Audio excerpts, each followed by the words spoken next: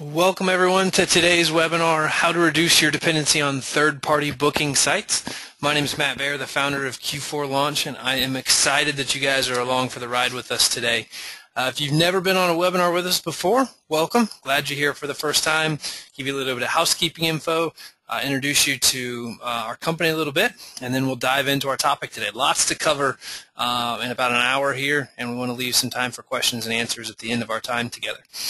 Little bit of housekeeping things. We're going to use the chat panel today in the sidebar of your GoToMeeting panel for questions. So if you have questions, feel free to put those into the chat panel, and at the end of our time together, I'll jump in there and answer a few of those questions. If you have questions we can't get answered on today's webinar, please email me after the webinar or give me a call. I'll be happy to answer those for you one-on-one as well.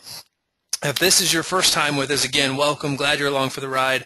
A little bit of information about Q4 Launch. If you haven't heard of us before today's webinar and you were referred by a friend or found us through the internet, we know we have a lot of first-time attendees along for the ride. We're a destination marketing company, so we specialize in the hospitality, the destination travel marketing space, called a lot of things by a lot of different people, really with an emphasis on the lodging side of the industry. So essentially we kind of boil it down around our office that we put heads in beds. And we work with we represent over 10,000 doors at this point. So we work with a lot of people all over the world, a lot of growth internationally lately.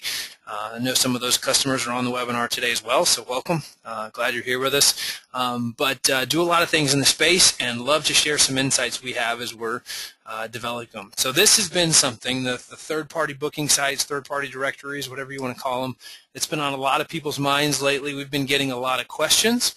Hence, from all the questions, we said, hey, it'd be a great opportunity, put a webinar together, share this information with many of you, help you get some ideas to implement into your own business. Lots of change happening in the directories right now as well, which we're going to dive into as we go along our time together, but we're going to talk about that, and that's part of what spurred us on today. One other thing, if you are looking for a recording of this, we are going to make that available to you. So if you have questions on the slides or anything else, we're going to email all that out to everyone who registered for today after the webinar. Anyone you know who you wish had seen this, whether that's somebody on your staff, they can also register even after it's over, and by registering, we'll make sure they get a copy of the webinar. So if you have a friend you wish had seen it or a staff person, just send them to that registration page, and if they register, they'll get a copy of the recording, even though they weren't able to be here live with us. So with that, let's dive ahead and let's take a look at what's going on. Changes in the air. I talked about that a little bit here. We've got our friendly vacation rental manager photo here.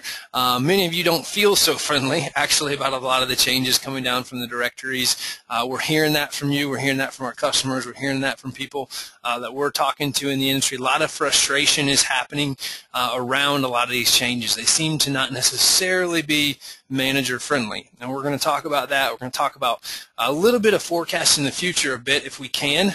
We did a webinar back in January on our predictions for the travel industry in 2015, and if you missed that, I would encourage you to check that out on our YouTube channel or email me and I can get you a link to that. But some of the changes we talked about in January, we've actually started to see some of that already coming to fruition, even though we just wrapped up the first quarter of the year. So lots of change happening from the directory specifically. One, and something you're all probably dealing with, is changes in how HomeAway is ranking properties.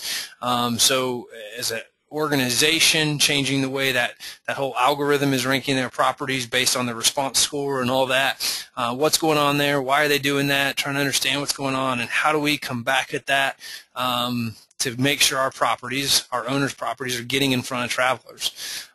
Change to push vacation rental managers to receive online bookings. That was talked about at the keynote presentation at VRMA National. I know this year, it may have actually, I think, been mentioned last year as well, if I remember correctly. But change is happening there. We're going to talk about why some of those changes are happening. And then what we think a lot of it boils down to is the directories or the booking sites are trying to control the customer relationship.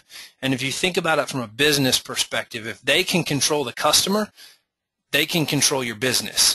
And that's a really dangerous thing. And that, in and of all these other changes, that third bullet, that they're trying to control the customer relationship, which they're doing by trying to control online bookings, is what's got our hair up a little bit. Like, that's got us a little bit like, hey, what's going on here? And then how do we as independent companies, how do we help our customers respond to that? And that's one of the things we're going to really focus a lot of our time together today, is reducing your dependency by regaining control of the customer relationship.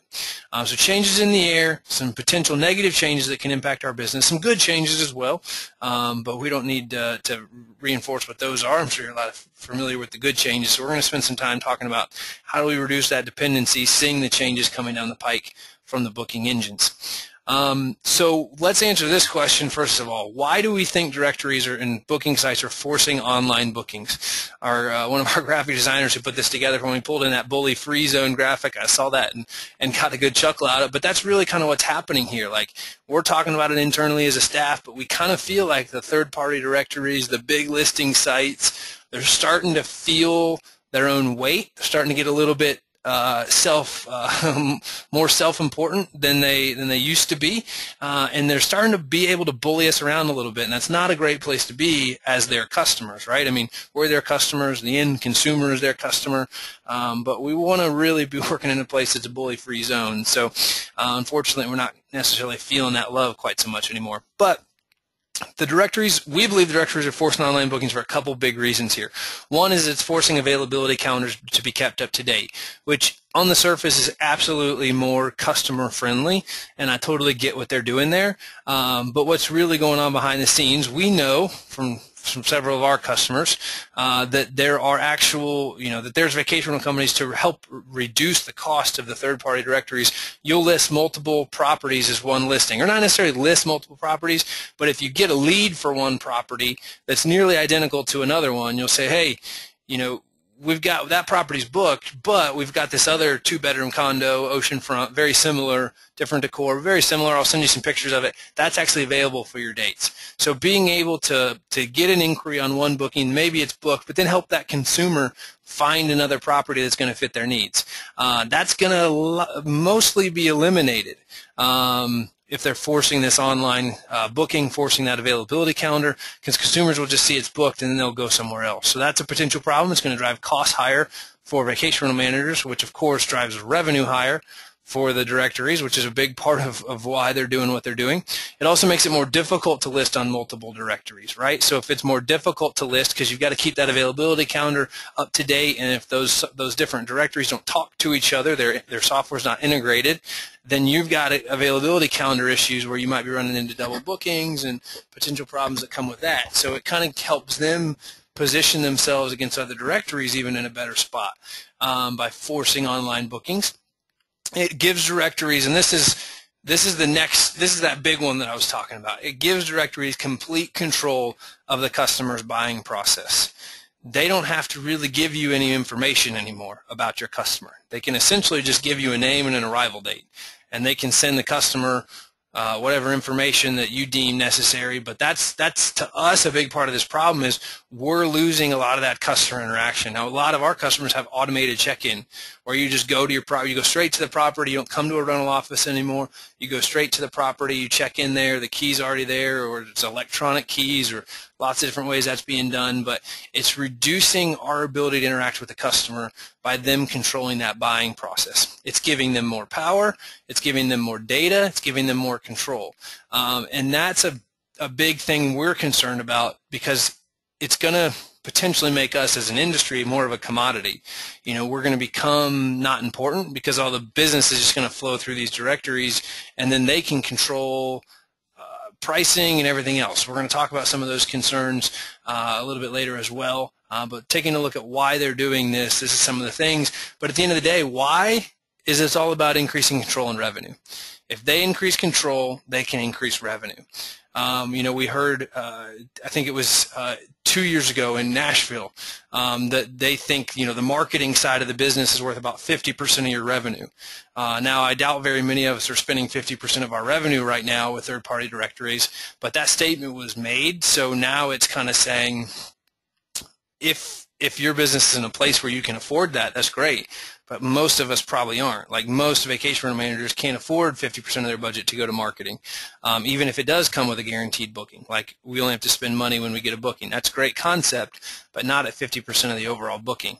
It just is going to get more and more difficult for us to compete, and individual property owners who aren't having their property professionally managed may be okay with that. But when we're getting 20 to 30% as a management fee, kind of as an industry average, and then the third-party directories might want up to 50% of the total booking, we're losing money at that point. And that's a big challenge and something that we're concerned about and trying to help people keep an eye on as they're thinking about what's it look like to use third-party directories and how do we reduce that dependency. But this is kind of where we go with it. If directories own your customers, your brand ceases to be relevant and you become a commodity. And I've got that really big here. It's got its own dedicated slide because I just wanted to hang out here for a minute and really talk about the impact of this. If the directories or the booking sites own the entire customer journey, which means the customer finds their site, they look at your properties on their site, they book on their site, all communication, customer service is done through that third-party booking site, then you are just a commodity. You're essentially just in the way of the customer getting to the property. And there's little value for us in that equation anymore. But that's where we see the future of the directories trying to take things. Now, I know a lot of this is kind of coming off a bit negative about directories as a whole, but they definitely have a role. We just have to make sure we're not dependent on them. So if at any point it gets to the place where we say, the changes you're making just aren't going to work with my business, this isn't my business friendly, that we can break away and say, hey, we're not reliant on that. Our business can exist without that. If your business can't exist without the booking sites, without the directories, then you're in a really challenging place as a business and definitely need to take some immediate action. But all of us who are relying on them to a certain degree have to be thinking about what role does it play in our business. But if we allow them to take complete control, especially of that customer, our brand as a vacation rental company ceases to be relevant. It ceases to matter to the consumer. We're no different than anybody else, which means it starts to cease to matter to the property owners as well and puts us in a really difficult place. And the point where we become a commodity is the point where we lose the ability to differentiate based on value, and it all becomes about price. Value goes away, and it all becomes about price. And that's not a good place to be as an industry as a whole. I mean, that's where Walmart essentially tries to get things. They want to get everything to a commodity. They want to remove that value component out of it so that it's all about price. And that works for them in their business model. That doesn't work in our space. Like, that style of business just doesn't work for us in the way we do business historically. But if we get to that place, we essentially become hostage to their changes, their price increases, their dictations, you name it, we're hostage to those terms because we don't have a business that exists without those. So I was talking to some vacation rental managers a couple of weeks ago, and they were really concerned about this. And I'm going to tell you the story about one of our customers who was really concerned about this a while back, and tell you her story and how she's kind of gotten to a place of reducing her dependency. But it's something that definitely has to be on the forefront of your mind, and it is, obviously, if you're here today, but you've got to be thinking about strategies to get that done, and we're going to help you through some of these strategies today. But how do we do that? So let's dive into it. Kind of what we're here for today is to answer that question. How do you reduce your dependency on third-party booking sites? So with some of the kind of forecasting what we see, why changes are being made behind us, let's dive in and look at how do we actually go about reducing your dependency on third-party booking sites. And that starts by going back and really trying to understand the foundation of everything. And it starts with regaining control of your customer's relationship, your customer's buying process, your customer's behavior, and the way all of that interacts with your brand. Because that brand is what's gotten you here. The brand is what's gotten your business happy owners, happy customers, repeat guests, getting all those people coming back. That's the strength of your brand. That's what you've been working so hard to build, and that's what has value. That's what builds value for a company. If you're a commodity, your company has no value because you could easily be replaced by anybody else with those properties, and the third-party directory bookings would come straight in, and you'd be up in business in a matter of days. So this is really where it's important to regain control and build value for your company by building your brand. As we're looking at that, and as we're looking at how do we do that, how do we regain control of our customer, the buying process, the sales cycle, we want to get into their psyche a little bit. We want to understand that. And if you've been with us in webinars before, you've heard me talk about the 5 stages of the travel process. If you haven't, don't have time to dive into it deep today, but email me about that. I'd be happy to share some blogs with you that we've written about that. But your marketing and customer experience have to be memorable. You have to tap into the psyche of your customer in order to be able to have a memorable customer experience and memorable marketing. Marketing that's going to position your brand instead of the directory's brand, instead of the HomeAway brand or the VRBO brand or the FlipKey brand. You need to build your brand in your customer's mind, not allow the third party to control that process. And you have that opportunity for the one-on-one interaction. If you still have a rental office and your customers come in and get their keys and do all that, phenomenal opportunity to build your brand, build that memorability with them. If you don't, that's okay. I'm not saying today you need to go build that. That's not necessarily where we're at.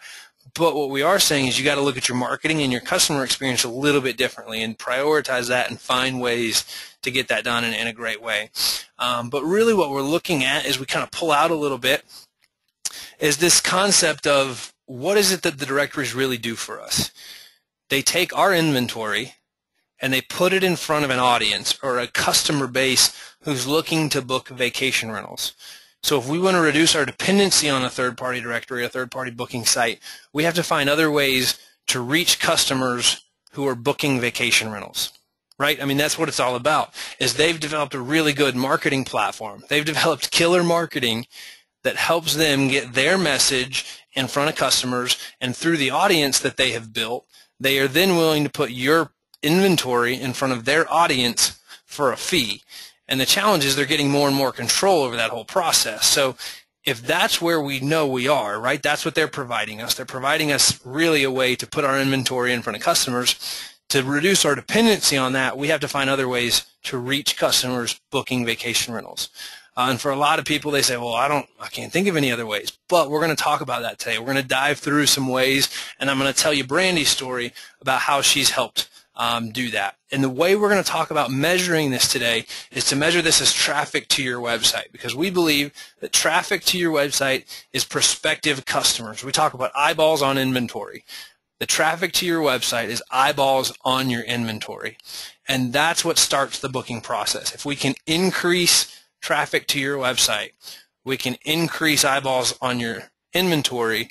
If we can increase eyeballs on your inventory, we can increase your bookings. If we can increase bookings, everything goes great from there, because then we can increase our owner satisfaction, we can increase owner retention, we can increase the number of properties that we have under management because we have more demand, we need more supply. So we're going to get into some of those supply dynamics today. Supply-demand dynamics today. But supply and demand is that balance point where we've got to say, we've got a certain amount of supply, i.e. inventory. We have demand coming in from our directories. How do we raise demand outside of that to bring it into the fold here so that we can get in eyeballs on our inventory, which is what we're all about. So looking at that and having worked through this with a lot of different vacation rental managers, we've developed the one-page marketing plan to help vacation rental managers have a plan to attract more customers, have a plan to put more eyeballs on your inventory. And this is also a great tool if you're recruiting new owners to show them your plan and say, hey, this is our marketing plan. Our marketing plan isn't to put your property on a directory. That might be part of our marketing plan. Not saying you need to eliminate that. That wasn't our goal here, but reduce dependency. So that's a piece of the plan. And then we also have this one-page marketing plan that details all these things. This is a great resource for you. We'll actually email you a copy of this if you request it from us. You can actually see it, but we're going to dive into the elements of it today so you can take notes, you can listen to this recording, and you can take this information and start developing your own plan, because that's what I want for you. I want you to come away feeling like knowing that you have a plan to make a change, a plan to reduce your dependency by increasing traffic to your website, increasing eyeballs on your inventory, increasing bookings. And that traffic to your website is so much more valuable than traffic to VRBO. We see a lot of vacation rental managers who actually redirect traffic from their website back to VRBO. And that's like the absolute worst thing you can do. You've worked so hard to get someone on your website, and then to redirect them back into VRBO or FlipKey is terrible. And here's why. You think about it, I use some fishing analogies sometime. I don't know why. I'm not a huge fisherman. Maybe it's because we live on the coast here in Charleston. But let's kind of look at it like this, right? We've caught a fish. We've got him in our boat, i.e. we got him on our website. And then I take the hook out, however I caught that fish to get him on my website in the first place, and I throw that fish back in the water. Now, when that fish is back in the water, he can see everything. He can see all those other food sources. He can see everything else that's out in that water. That's the same thing we're doing when we redirect a customer from our site back to VRBO. We've got you on our website where you can only see the properties we manage and the beautiful quality places that we have, and our marketing, our message, our staff, our contact us. If we redirect them back into the ocean, back out in the water where they're exposed to everybody's properties, all this stuff, all this noise, all these different things pulling for their attention, the chance that you actually book that customer just went down significantly, because you've taken a customer who was captive to you on your site and thrown them back out in the water, and then you got to try to reel them back in again. You just made life a lot harder on yourself than you need to. So if you're doing that, really encourage you to review your business processes and why are you doing that, and make it about bringing people to your site, because once you get them there, once you get them to your website, you have the opportunity to own that customer relationship. You're in control of that process.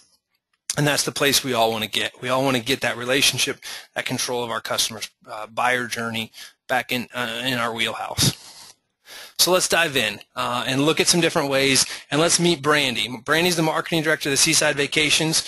She's a customer of ours. Brandy came to us about 3 years ago and said, Matt, what's keeping me up at night is the amount of dependency I have on these third-party booking sites.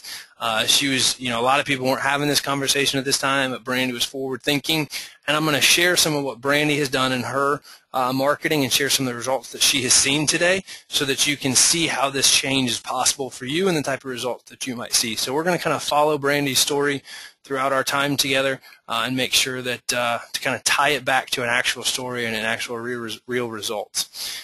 So when we're looking at this, one of the tools that Brandy has successfully used in her business, and one of the tools we recommend to vacation rental managers when we speak around the country at different conferences and so forth, and if you've been on our websites before, you know we're really bullish on this. I say bullish, to mean something that we're really fired up about, excited about, and it's this concept of email marketing. Tons of misconceptions around email marketing. Of course, we're all familiar with it to a certain extent, but I guarantee you, you're not doing it as well as you could be. Like anything, you can always get better at it, but your guests want to hear from you. And this is one of the misconceptions that we hear a lot, is that my guests don't want more email. And if you think about it, and there's statistics that back this up, we have a ton of data that backs this up, but the average American worker, which is also the person we're really targeting, the person who has disposable income, all those things, they spend about 28% of their workday on email. So over 2 hours a day they're spending on email. All these hundreds of emails about work and TPS reports and everything else they've got to deal with on a daily basis. If they get an email from you reminding them of their vacation experience they had with you, which hopefully was a good experience, reminding them of the beautiful place that your vacation rentals are, showing them some great photos to start eliciting that emotional response, it takes them back to that place where they were when they were on vacation, and they start going through those memories. And remembering their vacation is the exact thing you want them to do, because remembering their vacation starts to get them in the process of dreaming about their next vacation. So if we can get them to remember the last vacation they took, we can get them to start dreaming about the next vacation that they'll take with us. And if we can get them dreaming about it, and if you find any of our blogs about the 5 stages of the vacation process, dreaming is the first step in the vacation process. Remembering is the last step. And it's more of a cycle than a linear process, because again, if we get them dreaming about it, if we get them remembering it, we'll get them started dreaming about the next one, and then we'll move them down the road to planning, get them planning in their next vacation, get them to book their next vacation, get them to experience their next vacation, and then they're back into that remembering place. Dreaming, planning, booking, experiencing, remembering, the 5 stages of the vacation process. And email marketing serves as a great tool to take people who are in the dreaming, planning phase, move them down to the booking phase, but also a great tool to get people who are in that remembering phase to start the dreaming phase again. And your guests want email from you. They want to know what's going on in your areas. They want to see beautiful pictures of properties. They want to know what deals you've got going on. They want to hear about vacationing in your area. And as you're doing this, we recommend sending 2 email campaigns per month. That's a great place to start. If you're doing that and you're like, Matt, I got that licked, this is performing well, I got it covered, then you can get a lot more advanced from there. You can start doing advanced behavior-based segmentation. You can do all sorts of different segmentation around interest. So what interest people have, you can do segmentation around that. Of course, you've got to have a pretty large list to make an ROI case for some of that, but huge opportunity with email marketing to be driving that. And as you're looking at this, we want to set some expectations from a traffic perspective. We'd say you should expect to get about 8% of your database clicking through if you're sending 2 campaigns a month. So if you have 10,000 emails in your database, you should be getting about 800 visits a month from email marketing if you're sending 2 campaigns per month. You start getting into some of the advanced behavior-based stuff, those numbers can definitely go up. But that's kind of a good goal for you to be working on. If you're doing email marketing and you're not hitting that goal, then there's definitely some improvements you can make in that process by split testing different things, lots of ways to change what you're doing to make it perform better. But that's a really good goal. If your database maybe isn't as well qualified, might be a bit lower, but that's a really good goal to kind of work towards.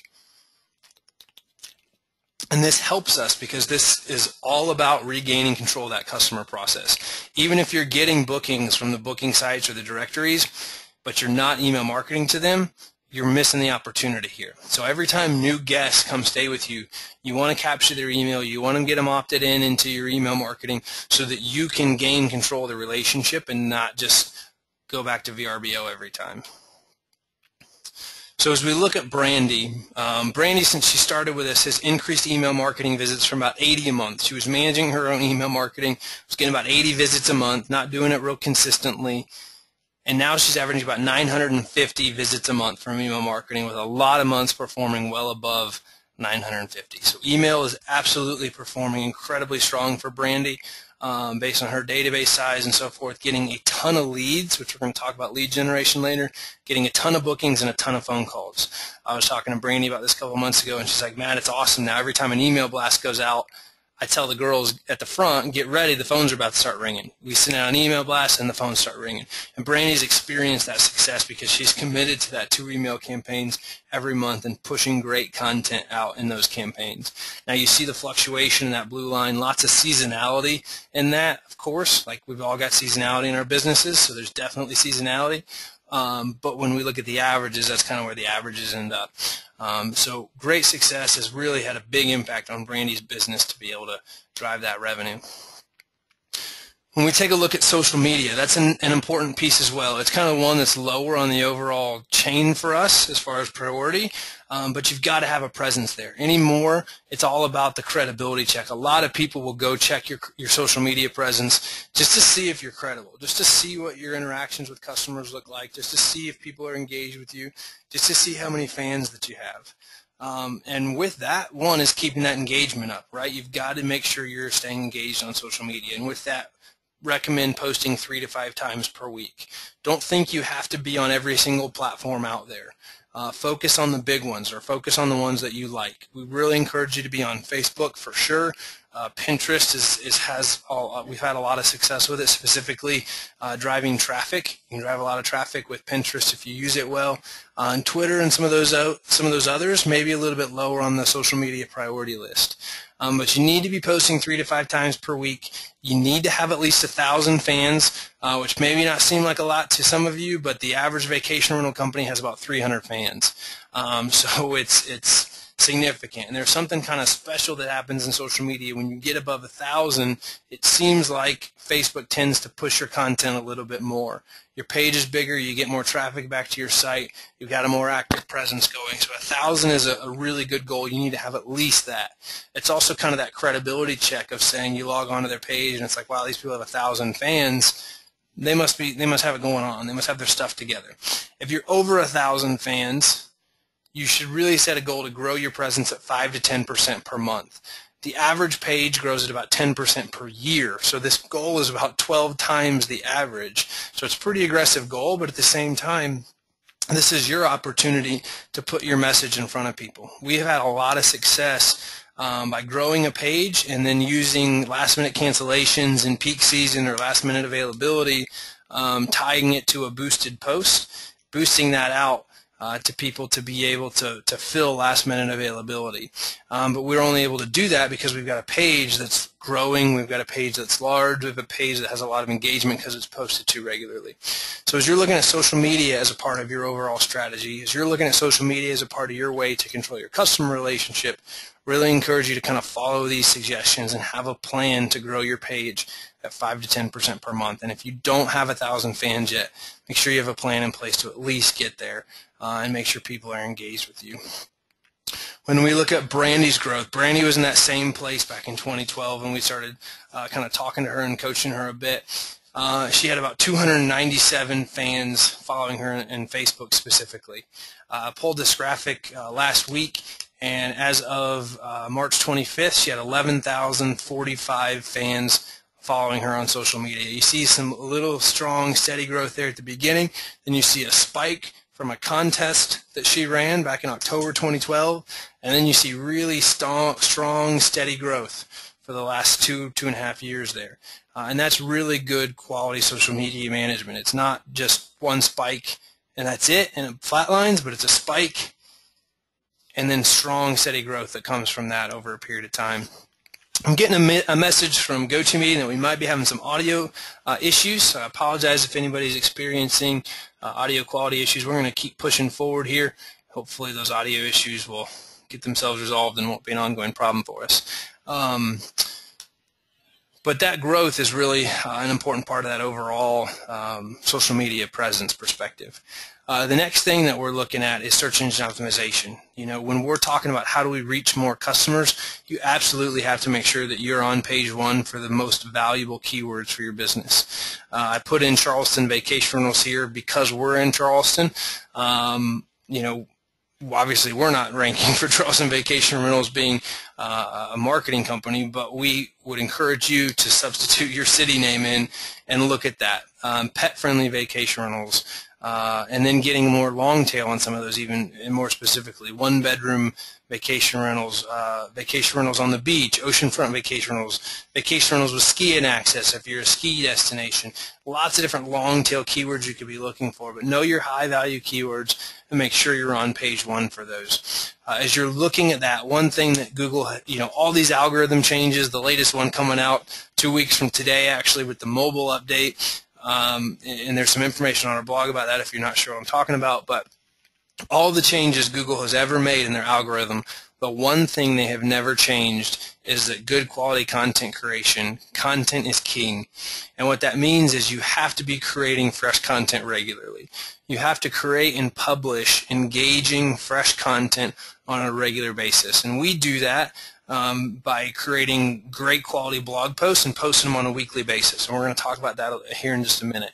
But make sure that that's a part of your marketing strategy. That's going to help you reach consumers when they're searching, when they're planning their vacation. So when they're planning that trip, you need to get in their path with part of your search engine optimization process. I guarantee you that the majority of traffic to third-party directories is coming from search engines. The majority of your traffic is likely coming from search engines as well, but you need to be making sure you have a very specific search engine strategy, because anywhere from 30 to 50% of your traffic should be coming from search engine optimization, or what would show up in your Google Analytics as organic search traffic. So make sure you have a strategy. Make sure you're focused on this as a part of your overall marketing strategy, because it's absolutely the way that consumers are looking for rentals. And you need to get in their path when they're looking. And then that goal down there at the bottom for you is to increase organic search traffic by 20%. Can't tie this to a specific number because it's so different by destination.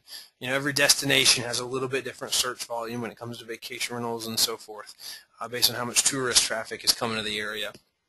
But whatever your number is, my hope for you would be that you'd set a goal to increase it by 20%. Maybe you increased it last year by 20%. Good for you. That's awesome. The industry as a whole saw a decrease last year, but that doesn't mean you need to. Even though the industry as a whole saw a decrease, you might say, I'm going to get more aggressive. I'm going to outpace my competition, and I'm going to see an increase. And there's absolutely great ways to do that, one of which is great quality blogging. But as we look at that and we kind of tie this back to Brandy's story through the strategy, this one-page marketing plan, and implementing that, Brandy saw an increase of 33% in organic search traffic. So tremendous success, consistent success across the board as well. And it's performed really, really well and helped her get her properties in front of a lot more travelers that way, a lot more vacationers, by having an organic search strategy tied in with a content creation strategy or a blogging strategy. The next thing we're going to look at here is making sure that you generate your own leads and booking inquiries. When I talk about leads and booking inquiries, what I'm really kind of honing in on is figuring out ways that people can get in touch with you through contact forms and so forth in order to be able to, in order to be able to give you their contact information in exchange for something of value to them. So this is multiple contact us forms. This could be a get in touch form. It could be a request a quote form. It could be request more info on a property. It could be request last minute deals. But what you're trying to do is you have thousands of people on your website every month, hopefully, if not tens of thousands or hundreds of thousands, based on how big your company is. But you have no way of knowing who those people are, most likely. And if you can use lead generation or a way of forms to get booking inquiries, you have the opportunity to get those people to start identifying themselves, to tell you their name, email, phone number, what type of property they're interested in, what dates they're planning a trip. You get the opportunity to start helping them plan that trip. So instead of them going to your site, a competitor site, back to VRBO, you get the opportunity to capture their information and start nurturing that lead. So when they go from dreaming to planning and planning to booking, when they get to the booking phase, they're more likely to book with you than one of your competitors. And that's a really important part of your process, because that's how you get these random people on your website to identify themselves, to convert as a lead, and then you can convert that lead into a booking. And I'm going to share some great insight with you here on that in just a minute. Before that, I want to touch on blogging for just a second. I talked about blogging kind of as a part of our SEO piece, and that's a really important piece of the overall strategy. And when we look at blogging, we really need to be looking at writing a weekly blog post on keyword-specific content. You need to write on things that people ask about when they're visiting to your area. And this information is not on your screen. This was kind of a last-minute addition I slid in here. But you need to be thinking about, what are the questions people ask when they check in? What are the questions people ask when they're planning their trip here? And when they're planning their trip, when people are planning their trip, that's the information that you need to be feeding to them via your blog. So when I got a message there that we had an audio connection issue again, so apologize for that. Hopefully everything's back up and restored. What I was just kind of connecting on is that you need to be focused on blogging as part of your search engine optimization strategy. This information's not up on your screen, but you need to be writing a weekly blog post on keyword-specific content. When I say keyword-specific content, you need to be writing a blog post about the things people are searching for when they're planning a trip to your area. So when someone is planning a trip to your area, what are they looking for? What information do they need? It goes back to that planning phase, the vacation stages that we talked about. When they're planning that trip, if they Google that question, you know, child care options in North Myrtle Beach, or child care options in Asheville, North Carolina, or best zip lines in Asheville, North Carolina, or whitewater rafting on the Colorado River in Colorado, or whatever it is, whatever those activities are that bring people to your area, when they're searching for that information, you want to have written blogs about that, and you want Google to rank your blog so that when people when they search for that, they find you. They find your properties. And it's a great opportunity to put your properties in front of people who are planning their trips. And this ties back to search engine optimization and that create fresh content regularly. And as you're looking at this as part of your marketing mix, that weekly blog post is absolutely what we've found to be successful. And it's just this matter of frequency and depth of content. So 500 to 700 words per post. We see a lot of people saying, oh, I'm writing blog posts, but they're only writing 200-300 words. We've tested a lot of different lengths and found that 500 to 700 words is the optimal length for a blog post. The other thing that you need to be making sure you're doing is posting weekly. And that's really important, because what we have seen is for about 3 months of you posting 500 to 700 words once a week, Google's going to basically ignore your content. I know that's not encouraging, but what happens is if you post for that long, most people, 95% of people, will fizzle out. If they've posted once a week for 3 months, that's 12 to 15 posts, and they've seen no results from it. They get frustrated, they quit doing it. Well, we believe, because we've seen it time and time again, with the times we've helped customers do this, that after 3 months, in the 4 through 6 months, something magic happens. Google starts picking up your blogs, they start ranking those for the keywords you're targeting, and you start getting a lot of traffic back to your site for that. I say a lot of traffic, we're seeing probably 750 to 1,000 visits a month based around this strategy of posting once a week. Now, if 750 to 1,000 visits a month is a lot for you, that's great. That's a goal for you to go after. If you're a part of a larger vacation rental company where 1,000 visits a month, maybe not all that much, maybe you need to be doing 2 to 3 blog posts a week and ramping that strategy up even more aggressively if you have the resources to do that. But blogging is a big piece of that strategy and something you really need to be doing well to be succeeding in search engine optimization, and something I wanted to make sure that we touched on here together today. So with that, let's click back over. Let's take a look at lead generation again. We talked about the importance of lead generation. I think that was while the audio was still up and working. But I want to talk to you about some things that you might be missing out on. If you're not using a lead generation strategy as a part of your overall marketing strategy, these numbers that we're going to see from Brandy are going to be a bit shocking for you probably. But it's a huge opportunity, and this is what I say when I'm talking about this. What I mean is this is your direct opportunity. When you get a lead from a booking site, which you're probably getting right now before they force this online booking issue, if they end up making that mandatory, that lead is really what you're paying for, right? You put your property on there to get the lead, get the booking inquiry. But if you can get more of those through your own site, you're not going to be reliant on that third party as much anymore. So as we're looking at the overall, how do we get less reliant on the third party sites, this is a really important part of it. The first is increased traffic to your site. We spent a lot of time talking about that. The next thing that we're really focusing on is generating more leads through your site. So the traffic you already have, increase it, and then use your site as a lead generation tool or an inquiry tool to generate leads. As we look at the last 2014, this is Brandy's data for 2014, she generated over 18,000 total leads through her website, which came from 6,009 unique leads. So what that means is that multiple people, that one person completed multiple forms, which is really great because then we get more information on that one person.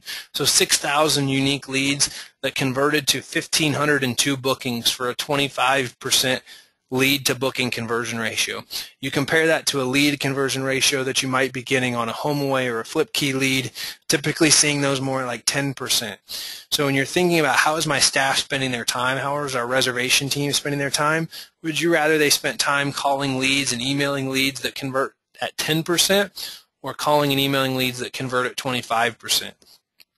So even if your revenue stayed the same, you'd spend a lot less time chasing less leads because you have a higher conversion ratio into bookings, which would give you a better return on your investment because you would need less staff to get the same amount of bookings. Those 1,500 bookings converted into $2.25 million in booking revenue. So a huge amount of revenue coming through that leads, through that number of leads. Excuse me.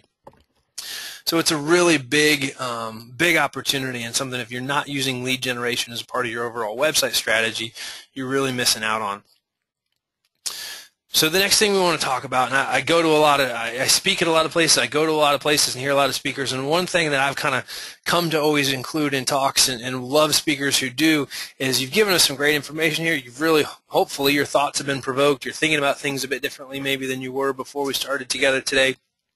But what do I do with that, right? I come home with all this information, I'm fired up, but I don't even know how to take step one.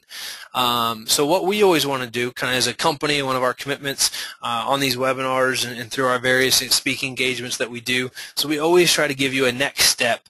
And we invest a lot of our time. We have somebody on our staff, this is pretty much their full-time job, and 2 people that support that person kind of in a part-time capacity while we do other things. One of those part-time people on this is myself. But we invest a ton of time, a ton of resources into the industry to help people take those next steps.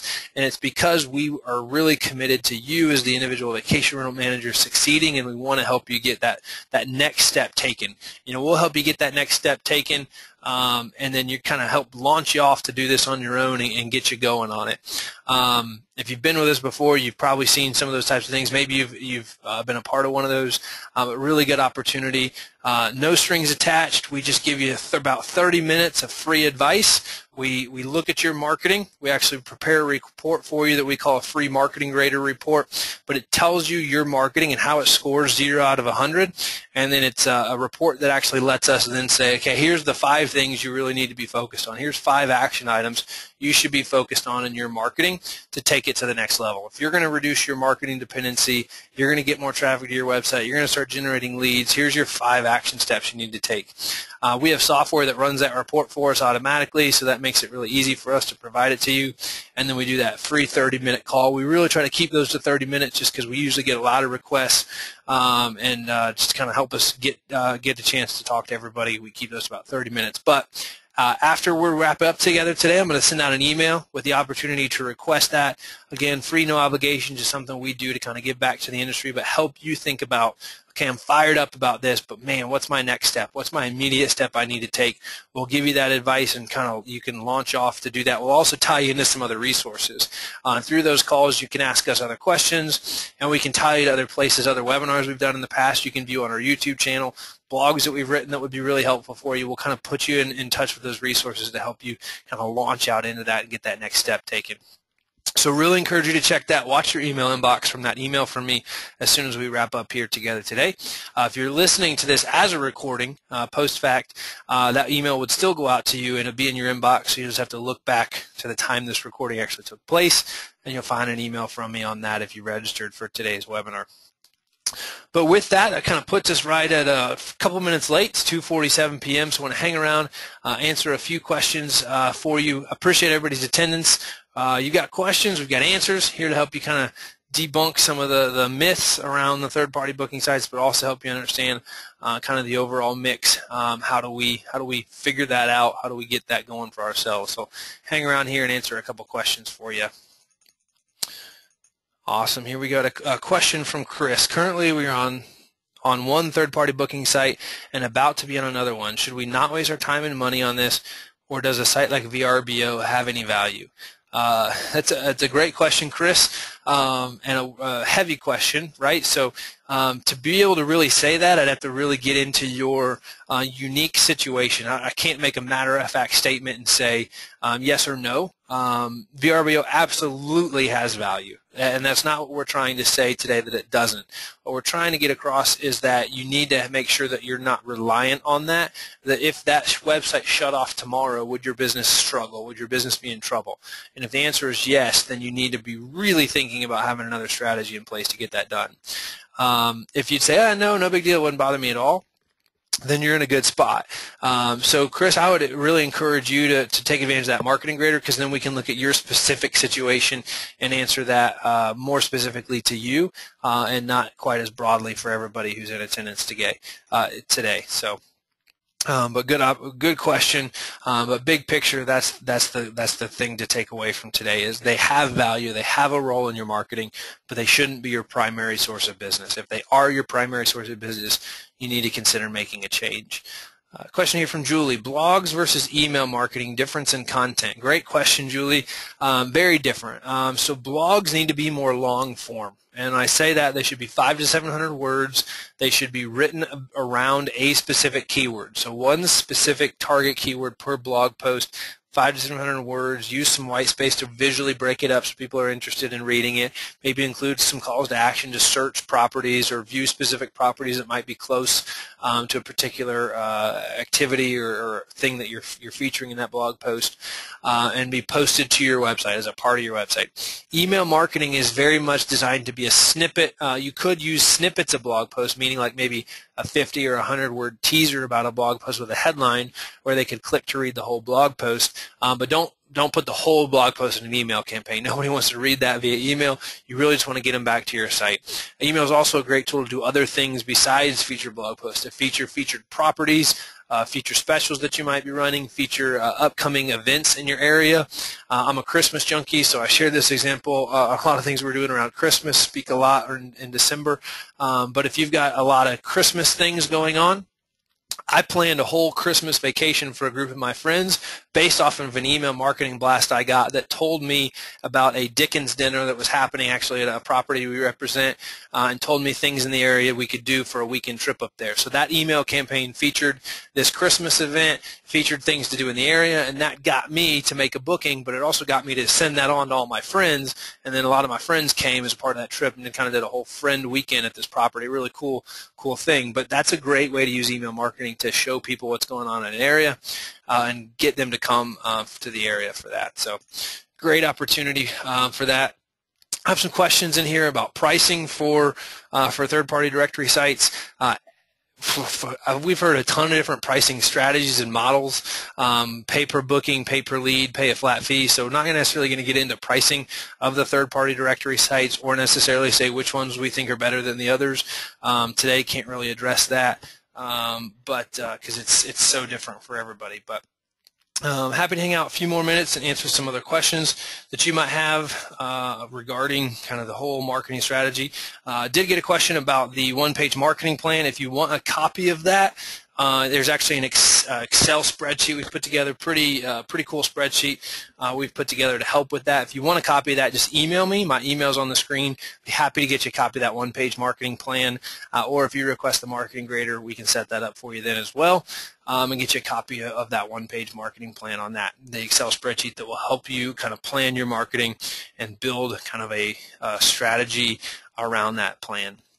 So that's all the questions we've got so far. Thanks everybody for your time. Again, I'll hang out here for a couple more minutes, answer any other questions that come up. But a question here from Elizabeth, or maybe a statement. HomeAway is getting over expensive for vacation rental managers. Yeah, absolutely, Elizabeth.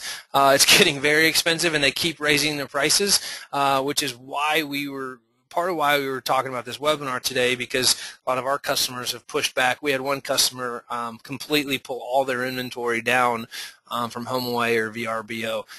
They just said, you know what, we've had enough. We've had enough of your games. We've been with you guys a long time, and you're still jerking us around on price and everything. So they pulled all their inventory off. We've put this one-page marketing plan in place for them and been able to replace all of the demand that they generated from that source. So having other ways, again, it comes back, Elizabeth, to saying, okay, that's getting more expensive. How else can we do this? How else can we get our inventory, our properties in front of travelers? Having a strategy to do that.